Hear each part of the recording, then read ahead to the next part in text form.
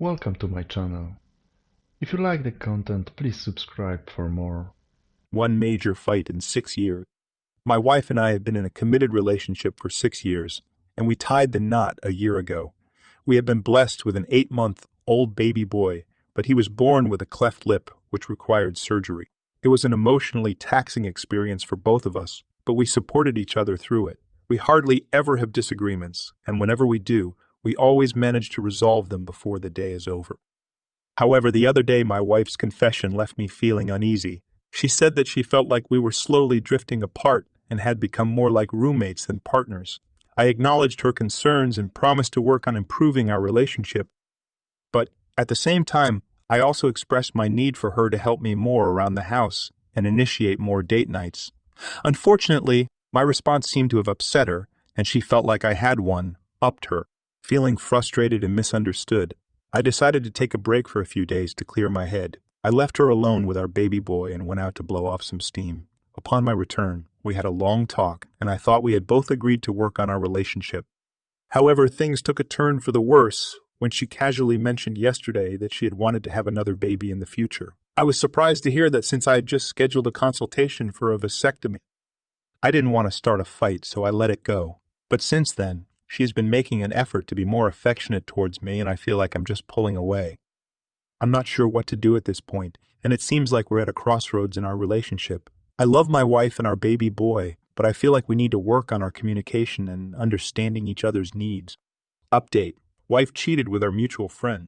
So I, 34, recently found out that my wife, 36, has been having an emotional and physical affair with a mutual acquaintance for the past year. We've been together for 7 years, married for 2, and have a 15-month-old daughter. Our relationship was going well, despite hitting a rough patch when our daughter needed surgery to repair a cleft lip at 7 months old. Last August, I found out that she had profiles on OnlyFans and Ashley Madison. We took some time apart, but eventually agreed to work on our relationship as long as she deleted the accounts and went to therapy. Since then, things seemed to be going great, and our relationship was in a great place. However, 2 weeks ago, my wife and daughter went to Florida to visit her father while I stayed home to work. The day before Valentine's Day, her Ring doorbell went off, and a female with a blanket and backpack showed up at our front door. When my wife called me, I claimed it was a door-to-door salesperson.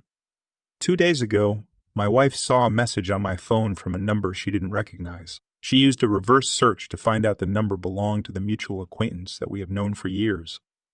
At this point, she got suspicious and managed to get into my Instagram account by guessing my password. She pretended to be me and found out that my suspicions were correct. Apparently, my wife and our mutual acquaintance had been meeting up after work for card games and watching beautiful beach sunsets for the past year. My wife's friends came over and we packed up all her belongings.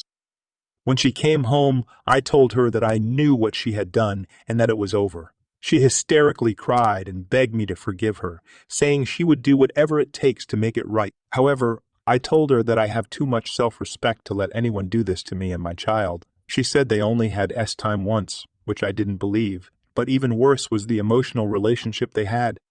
Now my whole life has changed in just a day, and I don't know how I'm going to manage financially. However, I'm grateful for the wonderful people around me who are willing to help me with my daughter. I don't know if I'll ever be able to trust another person again.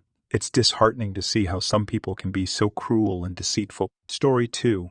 In 3 years, she said. Well, it's been 3 years.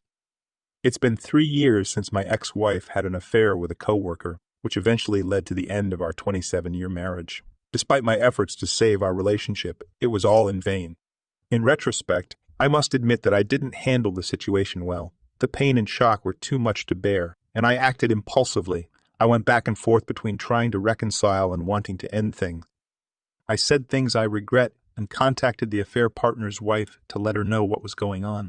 Prior to finding out about the affair, I was devoted to my wife. Although I wasn't perfect, I made sure to tell her I loved her every day, compliment her, and kiss her goodnight. Unfortunately, none of that mattered in the end. My wife was disinterested in fixing our marriage. She had found excitement and validation in the arms of someone else. She claimed that the affair partner gave her butterflies, which I no longer could. It was as if she was chasing a thrill and didn't care about the consequences of her actions. She even asked me to stop texting her during the day because I was interfering with her job. Yet she would text her affair partner, who sat 10 feet away from her, almost 400 times a day. She lied to me and gaslighted me, causing me to doubt my own sanity. She went as far as turning my family against me with her lies. Despite everything, I still have dreams of reconciling with my ex-wife and being happy together again. However, I know that's not possible. The trust has been shattered beyond repair and the pain is too much to bear. Even the thought of her now conjures images of her affair partner, her lies, and my heartbreak. I have tried to date other people, but I find myself constantly comparing them to her. I wish I could stop loving her, but I can't seem to let go. What hurts the most is the last thing she said to me before our divorce was finalized. She told me, maybe in 3 years, we'll realize that we really are soulmates and get back together.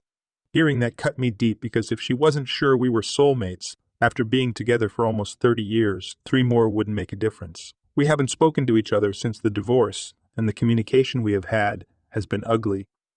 Nonetheless, I can't help but wonder if she regrets her decision and realizes that I was the love of her life. I wish she would admit that she threw away the best thing that would ever happen to her, the one person who adored her unconditionally. I want her to feel the same pain I felt for the past 3 years. I'm at a loss for what to do. Despite seeing a therapist regularly for the past 3 years, I still feel stuck. The thought of reaching out to my ex-wife to ask her about her feelings scares me, but I also feel like I need closure. Perhaps time will heal all wounds, but for now, I'm still grappling with the aftermath of the affair and the loss of the woman I loved.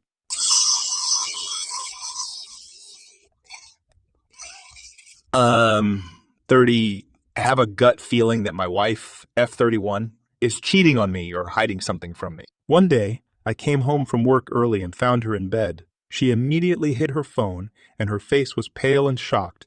When I asked her why she was hiding her phone, she said she was just playing a game. I tried to make light of the situation by telling her that I wouldn't mind if she was watching adult content, but she got defensive and swore she wasn't. Although I let it go at the time, I couldn't help but feel suspicious. Later, I went to the bathroom to think about it. Since that day, she has been guarding her phone like it's her life's mission. I've noticed a significant change in her behavior, and it's making me more paranoid by the day. One day, she was in the shower, and I decided to clean the cars. Suddenly, she ran out like a maniac and told me that I didn't need to do that. I found a jewelry bag and asked her about it, and she said it was supposed to be a surprise. She told me there was a great deal on something she thought I would like, and I let it go.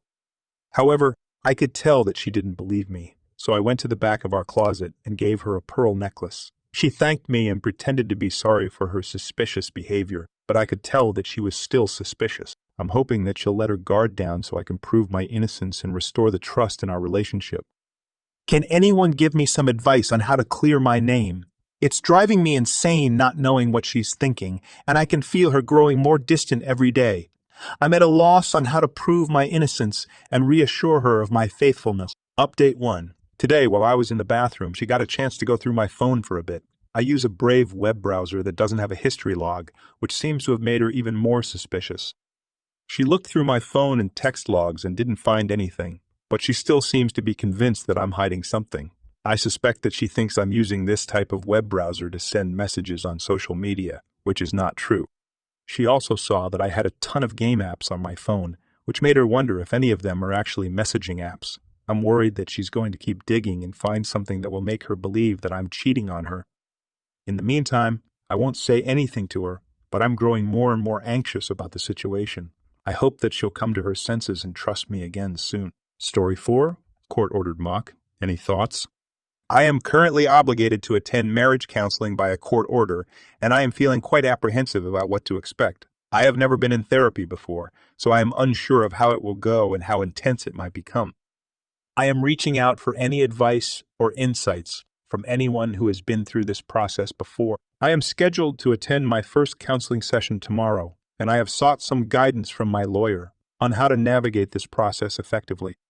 I am hoping to gain some valuable tips on how to handle any difficult situations that may arise during the session, as well as how to approach certain topics without feeling uncomfortable or pressured. In particular, I have concerns about being backed into a corner or pressured into answering questions that I may not be comfortable with. In these instances, I plan to assert my right to consult with my legal counsel and not feel first to respond without their guidance. I understand that this is a challenging time for my relationship, but I am committed to making the most of this experience and working towards a positive outcome. I will be sure to provide an update after my counseling session and share any insights that I gain from the process. Update. As I promised, the whole story. I got married when I was 20 and my wife was also in her early 20s. She is a big fan of TikTok and sends me at least 20 videos per day. One day, she starts sending me videos about open marriages and podcasts related to it. After a few long talks, my wife convinces me that we should try it out because we're young and should experience it before we're older and have kids.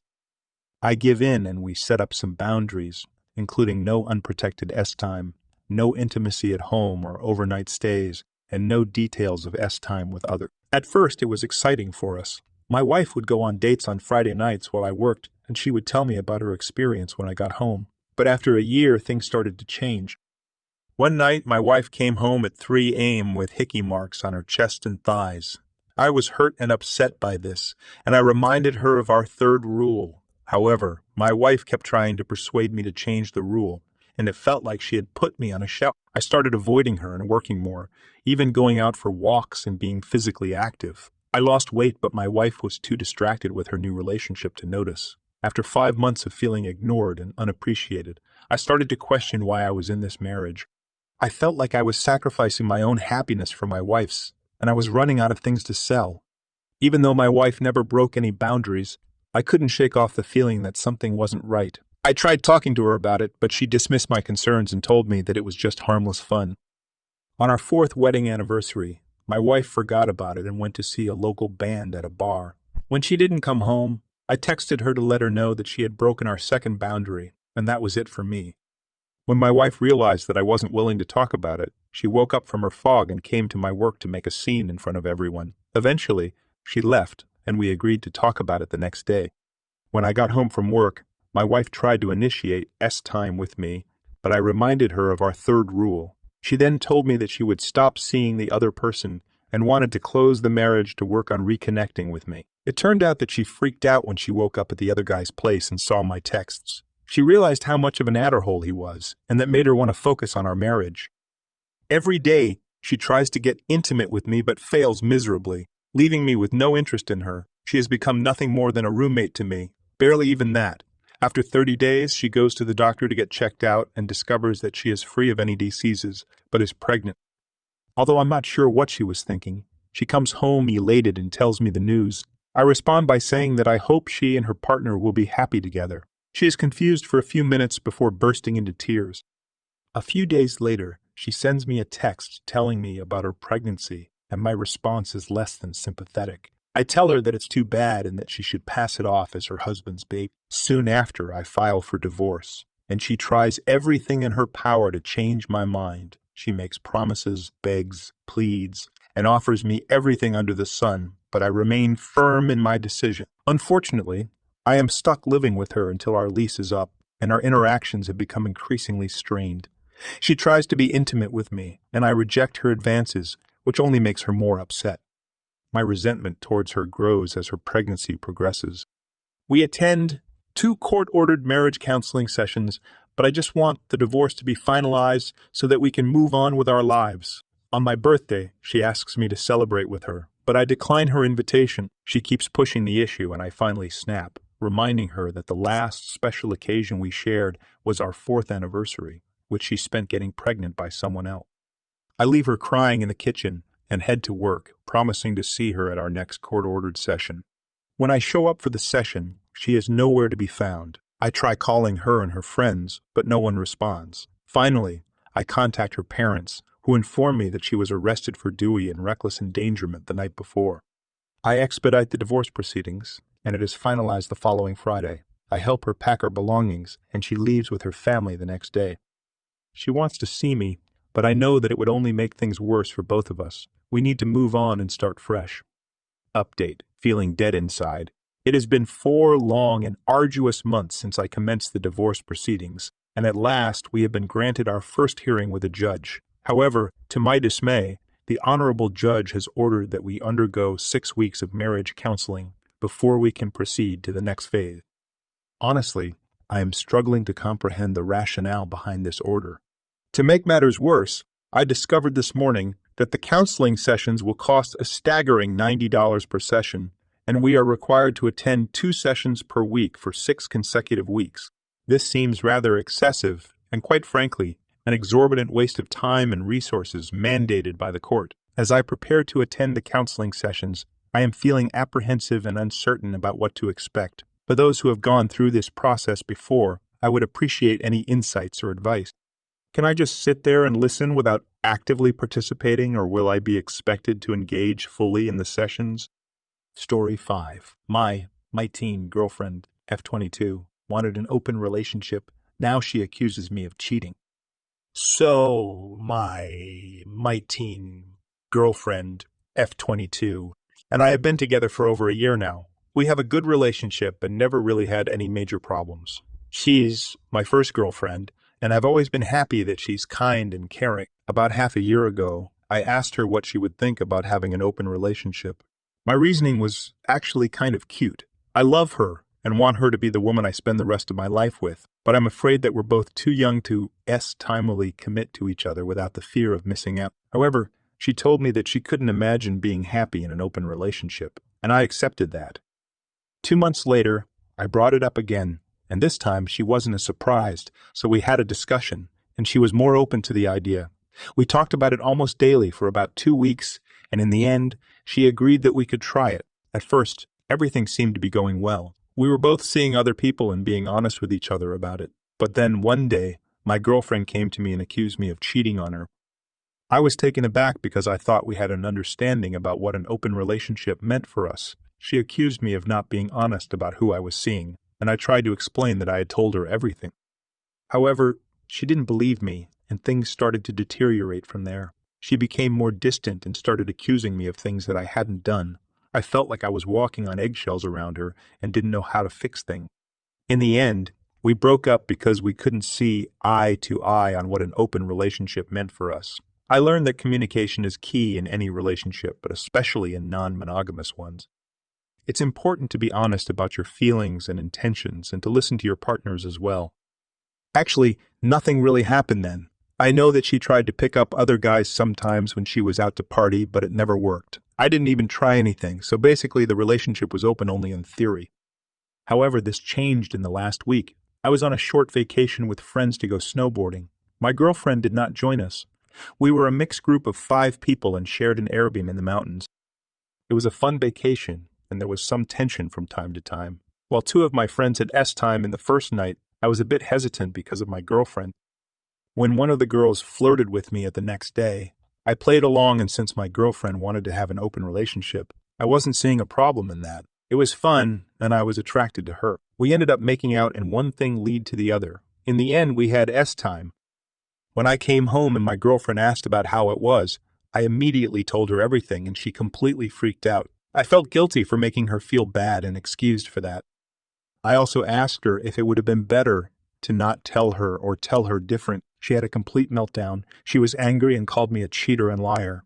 I was honestly confused. She was the one who wanted an open relationship, and she actively tried to act on that in the past. Now she is mad at me.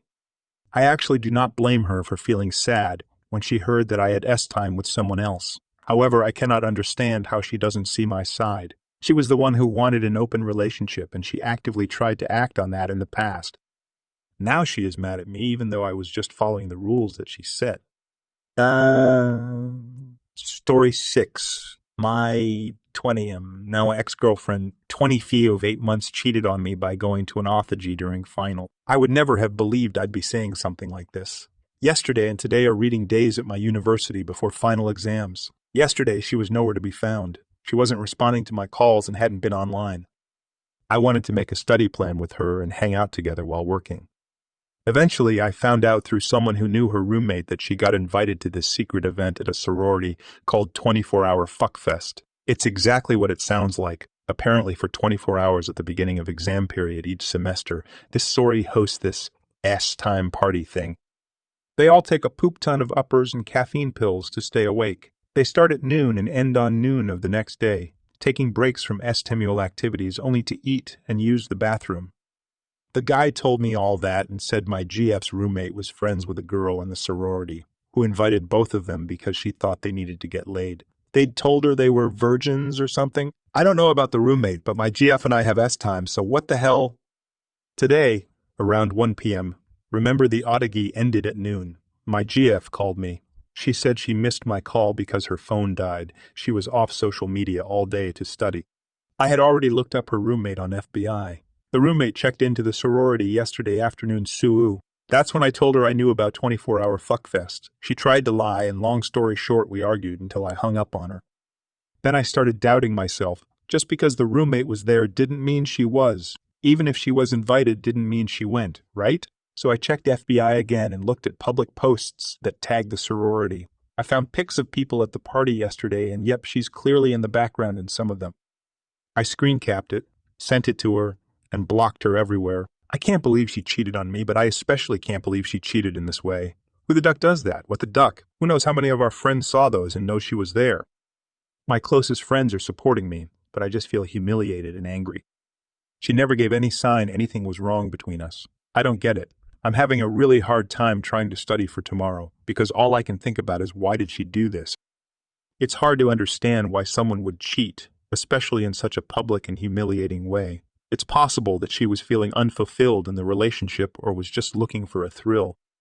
However, that does not excuse her actions, and it's understandable that you feel hurt and betrayed. It's important to focus on yourself and your studies now, and take time to heal from this experience. Surround yourself with supportive friends and family, and don't hesitate to seek professional help if needed. Redditor's reactions. Update after. Redditor 1. You should absolutely dump her. But can I just say, where and how the hell does something like this happen? I was recently in college and attended a lot of sorority events with my boyfriend, and nothing remotely like this ever came close to happening. Who on earth has the ability to think of and organize something like this and have anyone come to it? Redditor follow-up. Yeah, I went to one of the biggest party schools in America and had countless friends in sororities and fraternities, and I can tell you this kind of thing definitely did not happen. And for there to be pictures? A, wouldn't they be extremely inappropriate? And B, most people I know that are involved in Greek life can't even take pictures holding a solo cup if they're wearing their letters, much less take photos at a sorority. Sponsors take photos at a sorority-sponsored fuckfest. Redditor 2. What a ducking scumbag, also an idiot. Trusting the women men at a college orgy to all be free is an idiot's gamble. Redditor follow-up. He should get himself checked too. Maybe this is an isolated incident. Redditor 3. I'm so sorry she did this to you. I hope she gets a particularly painful stud. It's time to channel your inner beast mode for these exams. You know, the thing that will determine your academic future and career, and try putting this out of your business out of your mind until after the exams. You won't be able to just forget about everything, but you should try to delay dealing with this stuff until later. After your exams are over, go out with your closest friends and do something fun, or whatever else sounds like a good and healthy way to let the emotions flow. It's important to take care of yourself and focus on your future, even in the midst of difficult circumstances. Update. Hey, everyone. Well. Isn't that just peachy? My girlfriend decides to attend a little event called 24-Hour Fuckfest and gets herself a little gonorrhea as a souvenir. Of course, she fails her exams and decides to come crawling back to me for help with studying. What kind of person does that? Oh, right. My cheating ex-girlfriend. I mean, I'm not surprised. She always seemed like the type who would do something like this. I bet she enjoyed every minute of that little S-time party, too. Knows how many guys she hooked up with, and for all I know, she's probably still spreading studs left and right. I'm just lucky I got out when I did. And now, she has the audacity to call me and ask for help with studying. I laughed in her face and hung up. She can figure it out on her own. It's not like I owe her anything. She's the one who's screwed up, not me. But you know what really grinds my gears? The fact that she lied to me about it. She tried to play it off like she was just studying all day, but I knew better. I had to go on a little social media investigation to find out the truth. And what do you know, she was there all along, partying it up with her little sorority friends.